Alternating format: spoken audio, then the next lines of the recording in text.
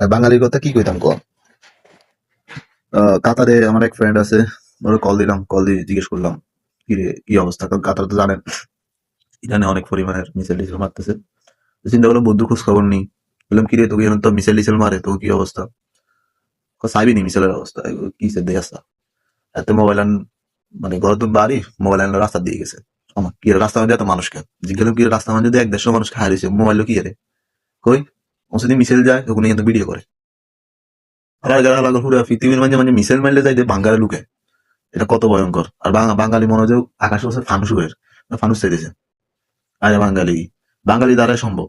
আবার কেউ কেউ কয়, এ মার মার হিন্দে মার হিন্দে মার হিন্দে বিজ্ঞান কাটি, কত হিন্দে যদি মারে তোর কাটতো না। বাঙালির এই অবস্থা, মানুষের মিসাইল দেখলে নিরাপদ দূরত্বে যায়, বাঙালি মিসাইল দেখলে ভিডিও করে ফেলে যায়। আর ক্যামেরা অ্যাঙ্গেল এমন ভাবে লয় মনে হয় যে হাতে আবে হয়। আর ভিডিওতে দেখছি ফেসবুক কত ভিডিও দেখলাম, মিসাইল ভরে একদম কাছে কিনারে হেরা উল্লাস করে।